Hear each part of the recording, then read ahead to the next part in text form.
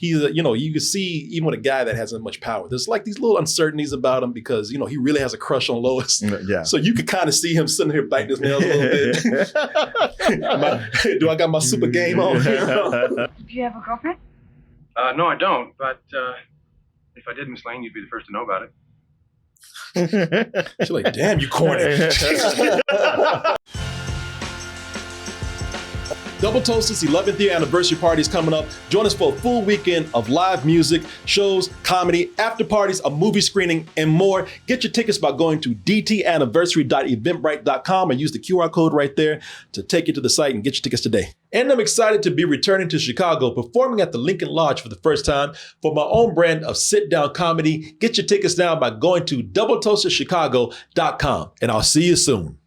Let's go ahead and get into this retro review that we're about to do. And folks, as I just said, there are people out there that say, look, you can release as many Superman as you want to, and they always will. They always got some new Superman out there, but you were never gonna top that 1978 Christopher Reeve Superman. And that's what we're about to talk about today. Is that true? Because I'm gonna tell you right now, the movie has aged a little bit. A lot. I was trying to be nice. I was trying to be nice. But you know what? I mean, does that mean it aged better like a fine wine? Does that mean it aged in a way where the movie's so good you don't even notice those things? Or are we finally starting to look at the movie like some of those naysayers out there? Man, that shit ain't all that. Man of Steel not looking so bad now, is it? Exactly. Man, slow your roll. Yeah. Y'all need to get off that super dick. Realize that's old.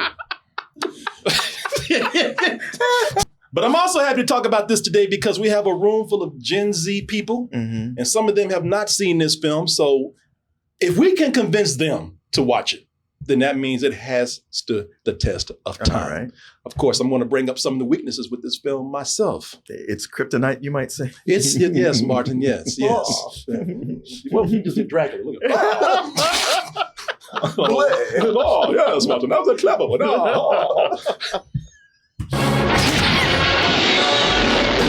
It's Superman. Superman, the movie. And at the time, the big tagline was, "You will believe a man can fly." And a lot of people did because that movie was huge when it came out. And I'm going to tell you something. This is why I love Superman so much. I can't even say it's so much because of the comics. Because when I was coming up, I was a Marvel kid, and I only had limited funds. Sure. So I had to pledge my allegiance to either DC or Marvel. But Superman, as much as I say I love Batman, Superman is very dear to my heart. This movie right here is my first superhero blockbuster as a kid. Sure. And that's because with me being a kid of the 70s and 80s, this is, and I could say you could argue this, but no, I'm going to say it is the first superhero blockbuster, at least for setting the standard of what we have today. Oh, absolutely. It is like it didn't have any competition until you got to Batman of 1989. This movie was following trends that were set up like the year before. Yeah. No, it was, but this is the one. This is the one that actually, you can say there was stuff before, but as far as what we have here today is that with superhero movies, blockbuster superhero movies, this was the one. It was the first time that a superhero movie got a big budget and was taken seriously. Yeah, exactly. It took itself seriously. It took the material seriously. It had adult appeal. It had A-list actors in it. In the movie, I know I said that I'm going to be talking about some of the flaws that I see here, but don't get me wrong. Movie is still amazing. I still got a high watching it today. Also, I still consider the movie a masterpiece. But it does have some flaws in it. It does have some weaknesses in it. We're not going to relish in those. We're just going to say, how much this movie means to us, how much this movie has changed things, how the reasons why this movie is so great. And then, and the things that we might bring up that I say I might have flaws with, you might not feel the same way, and you might have different things that you see. All part of this discussion right here. Well, I only got to, because I wasted time. Well, no, I won't say wasted time, but I spent some time watching something else. I didn't have time to really watch a whole lot of this, but I used to have this movie memorized. Like I could just recite it from beginning to end. Oh, yeah, man. I'd same with me. And before we get into the real deep discussion on this, let me also say another reason why this was so huge for me is because, and I've mentioned this before with people, so you might have heard this, but I went to go see this at the drive-in with my mother, our neighbor, and they brought all their kids. I even think I had a couple of cousins. And it was just all these different generations who you felt like would not watch a superhero movie. Yeah. We were all watching it together. And we were, my mother was loving Superman. She still loves Superman. So that's why when I see Superman, that's why I have such a huge place in my heart for it. That's why sometimes I'll even tear up when I hear the Superman theme. Superman, the character, means a lot to me, and this movie means even more. To go into a big part of this movie's appeal, and again, I'd like to hear what you guys have to say, but I think it's really the simplicity of the movie. And hear me out when I say this, because, when you compare it to superhero movies today, especially, with studios and their obsession over universes and spinoffs and what the next movie's going to be and setting up stingers and all this kind of stuff, man. Before the first movie's even released, right? They're too focused on other things. This is one very character-focused movie. It's not distracted by teasing other characters, no cameos. This is Superman's story, straightforward, and it's a very lean-centered story. No distracting fan service, no Easter eggs. Only the things that really apply that were in the comics and part of the lore apply to this movie right here. Also, this is a movie that is not overburdened by effects. CG has given us better effects, yes, but because it's faster, because it's digital. People have that Jurassic Park mentality. We're just going to do it just to do it instead of questioning if we should do it. Wow. That's a good way to put that. Yeah. Because and let me explain. Because when you have practical effects, people went into it with more thought. They weren't doing this kind of stuff where Superman, again, whether you like Man of Steel or any other kind of superhero out there where they love tearing up a city, that's fine. People love to watch special effects because they paid the money to see the money on the big screen. But, when you get things like this,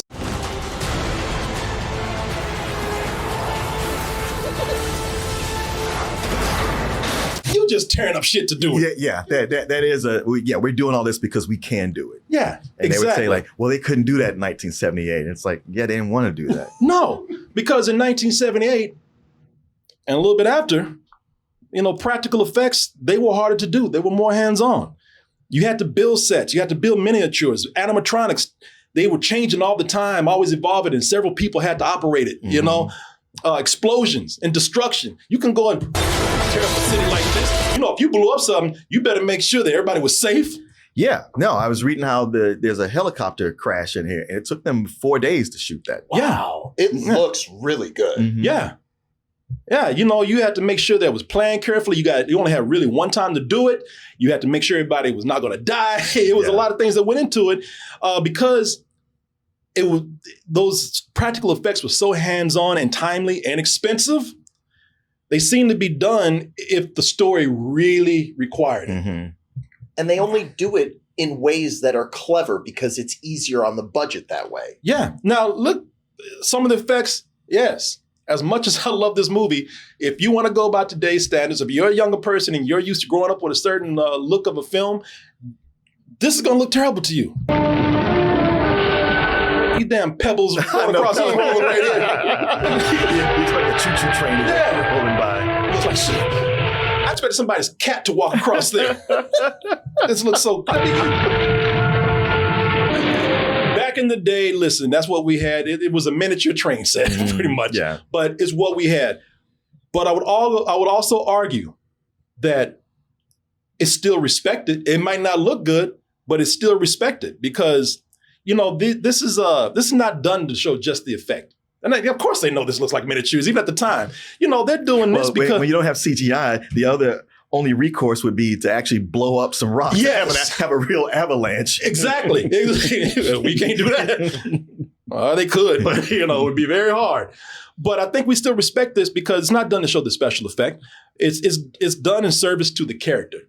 Superman is there to stop all this destruction. It's there to show the virtue of Superman, who's doing everything that he can to save people against the odds because he's going from one thing to another. And yeah, it's all done near the end. They're really piling it on, but it is about Superman. It's really there to show that he really is a guy who loves the human race, and he's going to do whatever he can to save them no matter what, even against the odds. Yeah, because it's like, hey, things are going to blow up over here, and they're going to blow up on the other side of the country. What are you going to do? And he's like, I got to do both. Yeah. And that is what's missing. And again, I'm not even harping on Zack Snyder. I'm talking about any kind of superhero movie today. But yeah, for Superman, I do think that this does not show the virtue of Superman right here. This is what's wrong with this effect right here. They're just blowing up stuff and tearing up the city. People are dying, and Superman don't give a shit. He's just tearing it up because the studio wants to just show us destruction because it looks cool. Zack Snyder wants to show us destruction because it looks cool. Superman, the character, would never do that. Mm-hmm. Superman would never endanger people. Mm-hmm. That is why this movie is so great, because it did capture the spirit of Superman so well. Yeah. The tone is just incredible. The way that they achieve this character in this world of just showing how good he is, it's really amazing to watch. Yeah, it really is, man. It's this is the Superman where everybody says your mama raised you right. Right. Your daddy raised you right. This is a Superman who's, a lot of people think and I think that's what was missing from a lot of these recent Superman adaptations. A lot of people were not looking at and forgetting the purity of Superman. Now, what I'm going to say about this film is I think, a lot of the respect for the movie, talking about how it takes things seriously, how it doesn't play up the kid stuff of superheroes. I think that that's attributed to the strongest part of the movie, which is the first half, for me, at least. I think it's what made people see that superheroes in general did not have to be kid stuff. We don't even see Superman for half the movie. Right. I counted, it's half the movie. I looked at the timestamps on this. So without having the superhero Superman there, the first half it takes an interesting tone on. It becomes more of a sci-fi drama. Oh, especially when it starts. Yeah, and it opens with a major A-lister at the time, Marlon Brando. And even when I was a 7-year-old kid watching this, even as a little stupid kid, I knew that was a big deal because everybody was talking about the dude from The Godfather. The Godfather's in Superman. They got one of the best actors in the world in a superhero movie. Yeah, that was the big Don Corleone. Yeah, because and with Christopher Reeve being an unknown, top billing went to Marlon Brando and Gene Hackman. Yeah, that's right. And yes, this is also the same screenwriter from The Godfather. Yeah, man. So that's how they got him over there. Mm-hmm. Yeah, and that's one of the biggest attractions. That means Godfather was still huge. Mm-hmm. And they're like, God damn, you mean Don Corleone is Superman's daddy? The thing is, with this being a sci-fi movie in the beginning, I love the sci-fi look from the 60s, 70s. Yes. It had a look on its own. It very much carried over that 70s, 60s and 70s sci-fi look. Yeah, it really sets sci-fi apart from other things that are out there, man. It really stands on its own as that period of just standalone sci-fi. A lot of it was a little cheesy, but there was something about that look that made it really feel alien and dystopian. Well, what's really interesting is throughout Superman's lore, there's things that were originally started in the comics, but things that got picked up from other places. Mm-hmm. Like kryptonite was something that came from the radio show. It didn't exist before that. I think even the Daily Planet was something else. His ability to fly didn't come originally from comics. Some things got picked up from cartoons, some from different shows and all. And from this movie, that look, the look of Krypton, it never looked like that before. And since then, in comics, it always has that crystal look. Yeah, and I love that crystal look, man. Because I remember being a kid and watching this, and I was creeped out. Oh, yeah. I'll be shit, Superman better help me get here, man. Because I ain't going to be able to watch this shit. Because the beginning is creepy. When they open up with the trial, Because it starts out real intimidating, man. You got Jor-El being very serious, Superman's father being very serious. Zod, General Zod and crew, they were all in shadow, and in the background, they had the council. Yeah. And they were all just these big, scary, floating faces. You have heard the evidence. Guilty. Man, that was frightening for a kid to watch. See, they should have had that at Diddy's trial. They look like some people be at freak off, got their robes on. Bottles of baby oil floating around them, holding them in place. They need more baby oil. Right now. They all ashy and everything. Yeah. I ain't never seen white people be ashy before. But that is Krypton. But that style, like, it reminded me almost of like of Dune, like just the simplicity of everything. It's like, wow, you guys like made something so iconic without even trying. It's great. I remember being a kid too, and I thought, since I didn't know words, I thought that Zod, when he was sitting up there, when he was yelling at Jor-El, I thought he said something else. Jor-El, you will bow down before me, both you, and then one day, your ass! I thought he said, yo ass! That sounded like he said, you won't get your ass! you and your ass! Oh, like, he's so mad he got black. But I was a kid. But, it really did feel alien in a scary way, because it opens up with that dome. So you got this thing where a dome opens up and then a damn window, just a piece of glass comes out of nowhere and scoops your ass up and has you screaming right afterwards.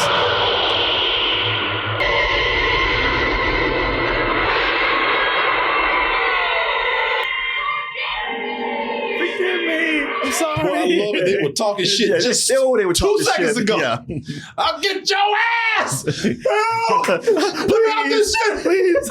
I'm sorry. Let me out of this Snapchat filter! Yeah, that's when they take him to the Phantom Zone. Yeah. That part was very... It was disturbing. It was disturbing. It was meant for... Imagine being a kid when you watch this. It's scary in a way. Yeah. And especially when you came to see Superman and this is what you're getting. Yeah. It's something like out the Twilight Zone or something. And the opening line of the movie is like, this is very serious. This is not funny. Like, it's like, this is grounded right out the gate when they open their mouth. Yeah, and then they go to talking about how the planet, right after that, then they talk about, everybody's going to die. The planet's going to blow up. And as a kid, like, what the f***? Where's Superman? I thought we were supposed to be saving people, not trapping them in damn glasses and blowing shit up, But I will tell you this with the opening. As you get older and watch this, you appreciate how quick it moves without feeling like they're rushing things. Yeah. With this, because right after that, Jor-El goes and talks to the council people like, that was cool, huh? By the way, we're all gonna die unless we do something. And they just mock him. Well, that's the funny thing, because you go from that scene where they're like, Jor-El, you the prosecutor, you tell us, set this up for us. You're the man. And in the next scene, he's like, by the way, it shows to me the planet's going to explode. And like, you're crazy, get out of here. Yeah. And don't you tell anybody that. Or else. Jor-El's stupid, huh? And the way they even fronted him out. Yeah. Because he said, listen, planet's going to blow up in 30 days, all right? I'm the head scientist here. And they were like, yeah, but she knows more.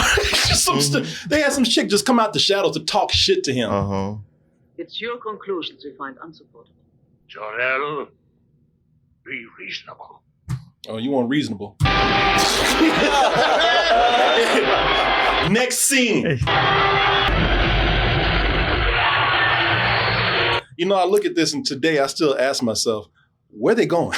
They ain't gonna run it. Hey, man. Al Gore tried to tell them about global warming. They ain't want to listen. Oh, well, everybody running. Where you running to? Like they gonna run off the planet.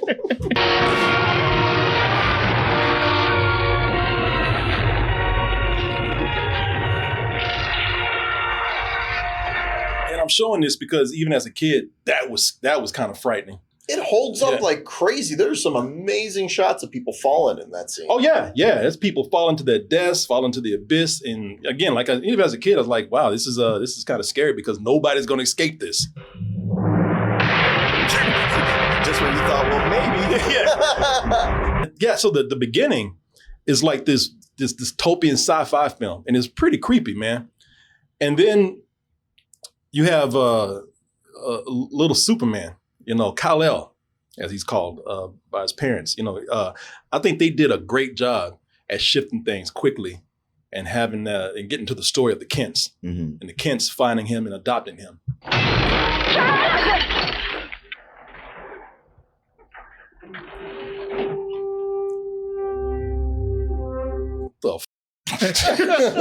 I still have a vivid memory of that scene. That's when I say this is a great setup, because they find this kid, they don't know who he is, they think he's normal, and then you have the scene where he picks up the truck. And I remember at the drive-in, you heard from different cars, people cheering. Yeah. Yeah, because that's the first time, and everybody's looking like that. That's the first time you see Superman's powers as a baby. What I love about that scene is that they see him pick up the truck, and they stop and they turn around and look at that spaceship he just came from, because they weren't even thinking anything about it before. And you're like, hold on. Get him to start running. Oh, that's what that was. Yeah. And in addition to Marlon Brando, you have another screen legend right here, Glenn Ford, known for Westerns and being the man's man at the time. And he's great in this movie, man, because, he's not in it enough. No, he really isn't. But from this point, we switch tones from this sci-fi movie to this sci-fi drama that is a very deep character-driven drama, where you see, again, Clark getting his powers and everything. But also, this is a story to what you were saying. It's a story about a father who's trying to protect his son because he's different. He doesn't want him to get hurt. And frankly, he don't want him hurting anybody else. You could say he's also trying to protect the world from this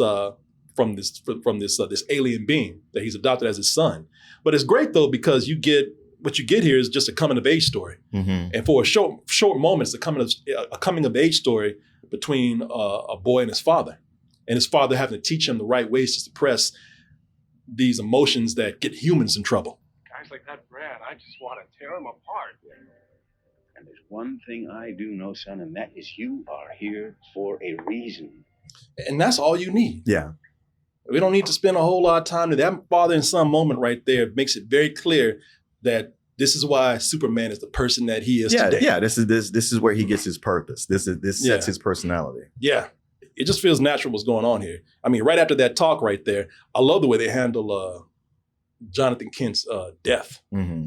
Because it's very, they don't, again, this movie, when it gets to this drama part, I mean, it's a superhero movie, and they don't get over dramatic with things. They really don't. His death is very quiet when it happens, and it happens right after that scene. Come on, Pop, Brad, come on, move. Yeah, go.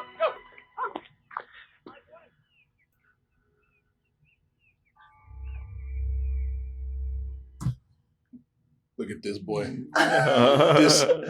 This right here is why this is a great movie. We got one of these Gen Z girls back here, and that man dropped, and boy, she put her head down. She back here crying. Look at this.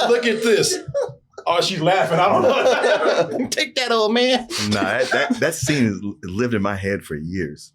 Yeah. Yeah. Yeah, it's you think I'm playing. I wish I could put this. Come here, girl. She doesn't. You don't want to show her. She does not want to be on. Boy, you know why? Because she do that ugly face crying too. She like, oh, is he gonna make it? And you know what? I'm not gonna pull up the scene because I don't want to seem like I'm actually taking digs at Zack Snyder. But do you see how that a tornado came in and overshadowed his death? Even with this man's death, we got to make it about a special effect. Yeah. He just can't die. Right. This was subtle. And he died doing something really stupid. That counterintuitive to what we see here. All those things I can do. All those powers. And I couldn't even save him. Be fun if mom was like, yeah. Why the fuck you do that? What use are you then? Actually, this is your fault. Yeah, trying to make him run. Yeah, you made it run. I appreciate that the movie does a lot of things. We were talking about how it's a sci-fi movie, it's a sci-fi drama, but it still continues to switch tones. When Clark arrives in Metropolis at the Daily Planet for his first day at the job, everybody knows Clark Kent as a reporter. That's Superman's alter ego. Well, even before we switch to that, I like that from here to there, we have him brooding over everything and really contemplating his life and where he stands with everything. Oh, yeah. Till he gets to the Fortress of Solitude. And then his purpose is kind of revealed to him. And before he goes to the city, that scene between him and his mom, it just the way that it's shot is so impactful, especially knowing today if they did that, it'd be some dumb shit on a green screen. Mm-hmm. But just watching them in the middle of that giant field with what they're saying to each other, very powerful. Mm-hmm. Well, also the movie takes its time too. Where again, we got to feel like we got to, again, the problem of having to be a flashy, showy, almost bragging about the money that went to the movie. Mm-hmm. This movie actually, again, pulls back and has very quiet moments. I mean, that whole scene where you have Jor-El or Clark Kent finding the Fortress of Solitude, the lead up to that, there's a lot of silence. Mm-hmm. There's not a lot of talking. There's just a lot of the story told through visuals.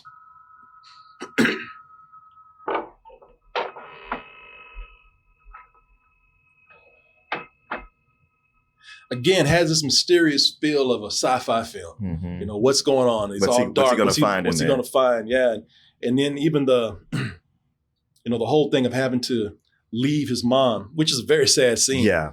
That's very sad. Like they both knew this day was coming because she knew, look, yeah, he's been cool, but he's going something weird is going to happen at some point. And him having to leave his mom to go to the Fortress of Solitude, and it's sad because his mom just lost a husband, and now she's about to lose him, but she knows he's doing what he has to do. He's got to grow up and do what he's got to do. Yeah, and this is another thing here too. So. This movie kind of predicts AI in a way. Oh, yeah, I suppose so. Yeah, because Clark goes to the Fortress of Solitude, starts playing around with some crystals and tubes and everything, and then this happens. I am the powerful Oz. Dorothy's behind him. But this is his father. Mm-hmm. And then when he comes up, he's saying, I will give you all the information you need. All you got to do is ask. I am Jor-El. So, my son, speak. Who am I? He's like, that's it?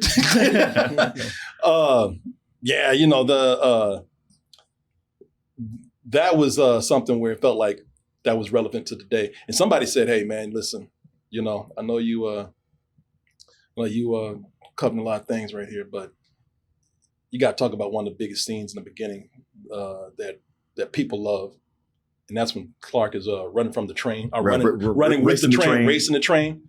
Yeah, another part where he gets to show his powers. Let's see here.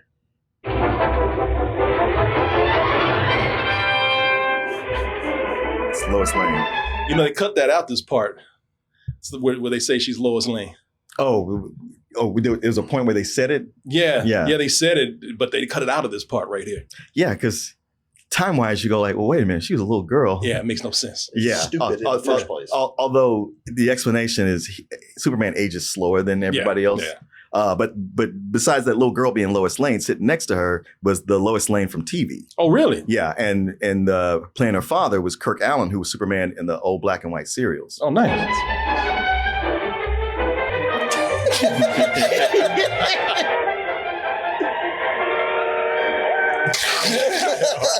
Everybody on train dies. That's funny. You look at that and you go like, well, that effect looks goofy now. It looked goofy at the time. No, it did. But there's even that one shot where he runs out of frame. That one looks pretty good, I think. Yeah. No, it was goofy at the time, but everybody was so happy to see the Superman movie. Yeah. And it was a cool scene. Yeah. But yeah, we're talking about how it switches tones from, being a sci-fi movie, sci-fi drama and everything. And that happens when they go to the Daily Planet, where we finally get a grown Clark. He's not a teenager anymore. By the way, the guy who played him as a teenager was really good. Yeah, he was. I forgot that guy's name. But it's something I didn't know, just read today, that Christopher Reeve dubbed all his voices. Really? All his yeah. It's all dubbed, and it's Christopher Reeve doing it because they wanted it to sound more like him when he's older. I never noticed. I know. That makes sense. I noticed a lot of ADR in this movie, Yeah. so I can see that they did that. But man, we come from this this heavy drama and this sci-fi movie, some exciting action parts, little bits of superhero stuff here and there. But when they get to the Daily Planet, it turns into clicking. It's a screwball comedy there. And it takes on another tone, but we get out of the heavy stuff and we finally get into some of the fun stuff. Ken, can you open this? Oh, sure, Mr. White. Lois Lane. I mean, we get psychologists, we get sociologists, we get... Lois, you're pushing a bunch of rings. The Daily Planet has a I'm sorry. She set him up. She did that on purpose. But yeah, I mean, because we all expect him to like just snap it, and we'll be like, oh yeah, he can do that easy. And then he goes to show you how much he has to hide his identity. I like that part right there. Again, the movie does a lot of stuff without having to say it, being very subtle about it. Well, and everything that Christopher Reeve did to be Clark Kent, to make them two separate identities, it really pays off. The slumping and just his demeanor, his voice, parting his hair on a different side. Yeah, and you always think like, well, if there's somebody wearing glasses, you won't know the difference. I like it. It can work. There's times I've seen people with a different haircut and I didn't recognize them. Yeah, no, I love the whole newsroom. Mm-hmm. I love the frantic nature of the newsroom. I love how much it is a screwball comedy there. I love how much it feels real down to earth, even though it's a superhero movie. I love how Metropolis is. How Metropolis is New York City, pretty much. Oh yeah, very much so. And Donner captures that real well. He does it with these little gags, man. Again, little things that matter in this movie, man. If you catch them, there's a scene where Superman walks away, and then they catch a dude behind him stealing apples. Lois? Hey, where you going? So I like the tease with Superman. I like the way it takes its time to get to Superman. We're in Metropolis already, and they're still not doing it. But they keep doing little fun things, giving us little bits of things to satisfy us until we get there. Just again, giving us little hints of his powers, like when they get mugged in that alley, and he stops the bullet.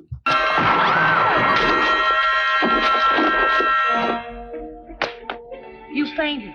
Sorry.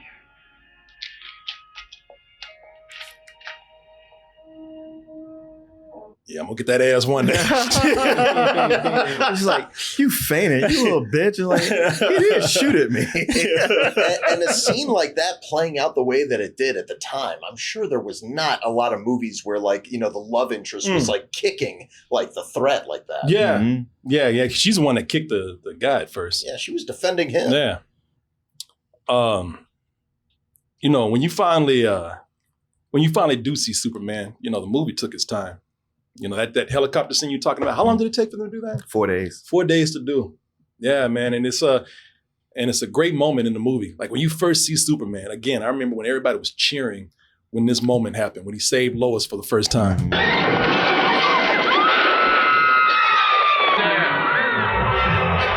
were like, hell yeah! Took you all damn day, man. Yeah, man. Everybody was happy about that. That whole him going to the phone booth to begin with. Because that was so iconic. Oh, yeah. Easy, miss. I've got you. You know what? Everybody was talking about, damn, she stays in trouble. But that's like the comics, man. Yeah. Oh, yeah. Yeah. Yeah. Especially if you watch those old Fleischer cartoons. She was constantly doing something. Oh, yeah. You think there'd be a point when he'd be like, look, goddammit, I'm not saving you again. It's been 3 times this week already. And it's only Tuesday. Yeah, constantly, boy. Like, he was, like, how did she survive before he got there? Well, she's plucky. That's what it takes to be a Pulitzer-winning prize reporter like her. She gets into the shit. Yeah, she should be dead as shit too. We're seeing Superman for the first time as the world is, including the criminals. And it's funny because the criminals, they think his ass is the Punisher or something. Everybody sees him and they're terrified. When they spot him for the first time. Something wrong with the elevator? You just let him die. Going down. And what was cool about it, Superman could be a smartass in his own way. Mm-hmm. Because he was always so charming. But that's the thing. He was a smartass, but it was always followed up by, I want to make sure that everybody gets a fair treatment, even the criminal right here. Good evening, Officer Mooney. Well, they say confession's good for the soul. I'd listen to this man. Take him away. Even the criminal's like, damn, he's nice. Yeah, right? Shit, he's polite. Came down and looked at the officer's name first and gave him respect. Last time I tried this, Batman broke my leg. This guy's all right. Once Superman does show up, it's great, man. Because Christopher Reeves, he's perfect. He's still perfect. to this day. He's so fun to watch. Yeah. Mm-hmm. And I was talking about how he's being polite, but there is sort of this naivete to Superman in a way. And you could see that even when he's Superman, he's still kind of shy. There's certain things that are still boyish about him. There's still some things where you can see even with a guy that hasn't much power, there's like these little uncertainties about him because, he really has a crush on Lois. Yeah. So you could kind of see him sitting here biting his nails a little bit. Do I got my super game on? Oh, do you have a girlfriend? No, I don't. But if I did, Miss Lane, you'd be the first to know about it. She's like, damn, you corny. Now, even if it was Superman, girls today be like, man, you a simp.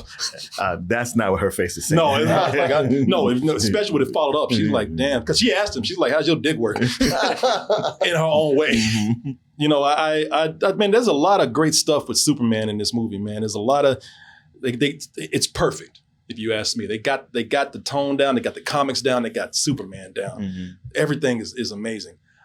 The funny thing about that, now the irony for me is that when this perfect Superman pops up in this so far perfect film, when he comes in, I think that's where I start to see the weaknesses for me in the movie. Okay. I think I started to see some things where I would criticize it, but again, not to where I would bring the movie down, because after watching this, there's some things in here that I didn't think were as good as I thought they were before, like Gene Hackman. Gene Hackman as Lex Luthor. He's a fun character.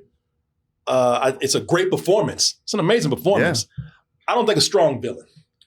And I mean, like I said, there's a lot of people who do think that, and that's fine. I'm not saying that my opinion's right, not by a long shot. There's some people who love every moment of him in the movie. They think he's perfect in the film and that he's a perfect villain.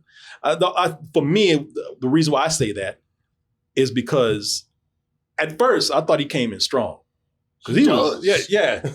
He's ruthless, man. I mean, he's cold-hearted. There's a dude who's tracing his goon around and his lackey, and he kills the guy in a real cold-blooded way.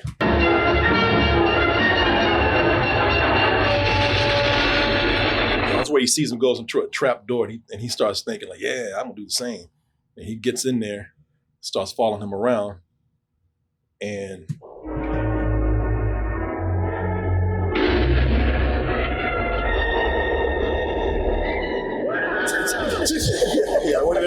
I thought he was gonna flatten himself. No. Well, those claws were dug into that concrete too. Very sinister introduction to Lex Luthor. And like I said, I love Gene Hackman in the movie. I love Gene Hackman. I think himself, I think he's giving a great performance, even though he didn't want to shave his hair or shave his mustache. Right. Yeah, they had to make a bet or something in the movie. Richard Donner said, tell you what, if you shave your mustache, I'll shave my mustache. Yeah. And then when he got to it, Gene Hackman shaved his off and Richard Donner had on a fake mustache and just ripped it off. It's like, I don't even have a mustache, bitch. Why are you? Yeah. And that's why we get Lex Luthor. He created a villain that day. I think after that introduction though, I think most of his scenes, if you really watch them, I mean, he's leading up to a plan, but they're just these small bits of comedy, little comedy bites.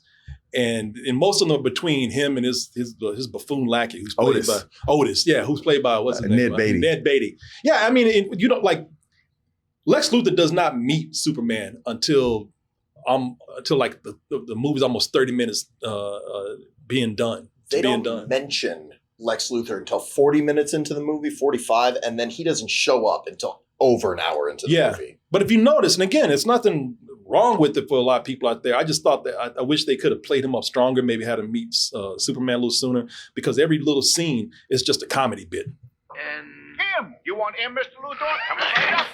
It's N. Oh. N as in Neanderthal. Nincompoop. Nitwit.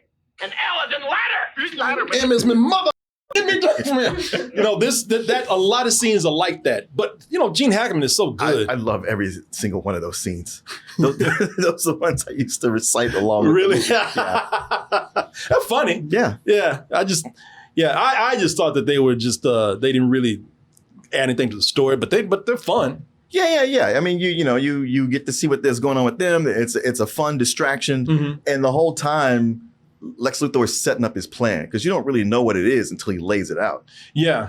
You know, I'll tell you this: when they do finally meet, I love the personalities and how they interact, Superman and Lex Luthor, because you really do start to see as much of an asshole as Lex Luthor is. You know, he's still more charismatic than Superman when you get them together, because Superman is still kind of being a little naive and socially awkward even. Yeah. And you could even see Gene Hackman or Lex Luthor be like, yeah, boy, you know what? You're cute. I'm gonna have fun with you. California, right? The San Andreas Fault. You've heard of it. Yes, it's the joining together of two landmasses. The fault line is unstable and shifting, which is why you get earthquakes in California from time to time. I didn't ask you that shit. That was a yes or no question. Wonderful.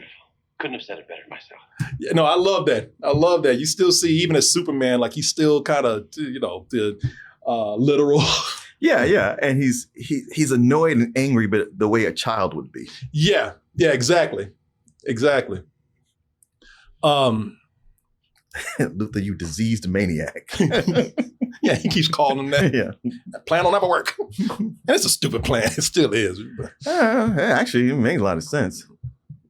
If you didn't have Superman there, it would have worked. I'm about to wrap this up a little bit, except for what y'all have to add. But, you know, there are things that fans are split over. And these are things that I kind of agree with the people who don't like these. The flying scene with Lotus. God, I'm thinking of flying Lotus. God damn it. Him too. I'm thinking of the flying scene with Lois.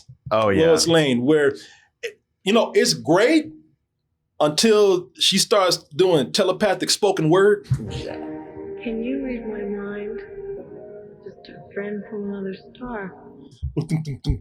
She had to play bongos and shit. Yeah, it's. Oh, originally she was supposed to sing it. And they did that, and then Richard Donner was like, "Nah, I don't like the singing." See, damn, I would have just dropped her ass. So much is being said in this with expressions and body language.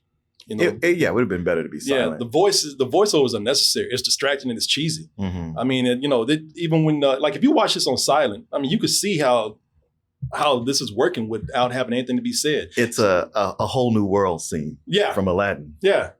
Except it was before Aladdin, mm-hmm. and it's actually pretty beautiful when you don't have the words. Yeah. This is a big scene that splits people, and again, there's no right or wrong. It didn't really work for me, but it's the reverse time scene.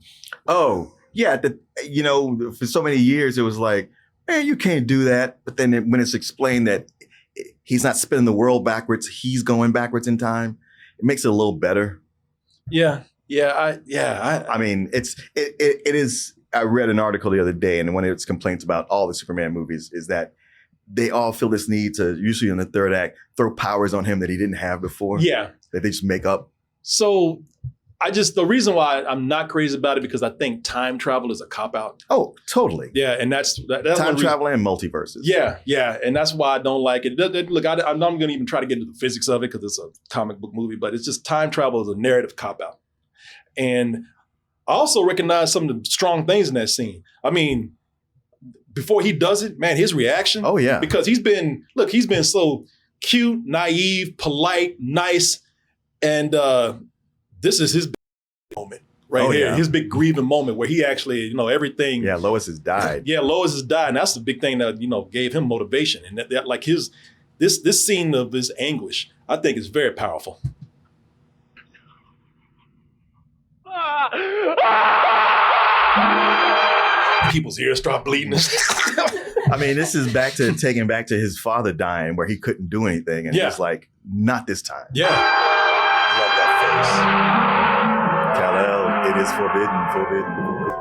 My son, it is forbidden Out the way, old man. You get it too. for you to interfere in human history. Once you are here for a reason. He's tripping right He's now. like, okay, I can't listen to both of y'all. Get out of my head. I'm on that super shit. Hold on. Daddy?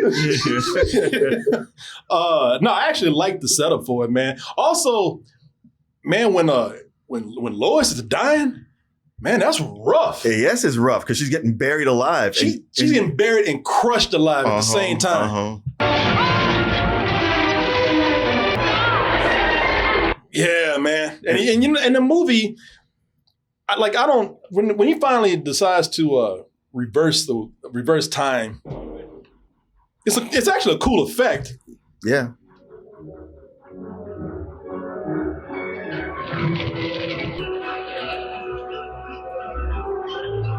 So I have a problem with using a lazy way to resolve something, which I think is time travel. But the effect is cool. The emotions are cool in that.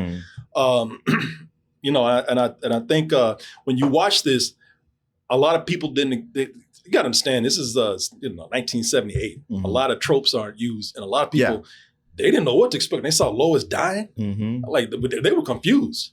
They didn't know what was going to happen. It's funny because right before that, she pulls up into a gas station, and on the radio is playing "Give a Little Bit" by Supertramp. Yeah. And I cannot hear that song without picturing that scene. Without picturing a woman being crushed. Yeah. Some things that are outdated right here.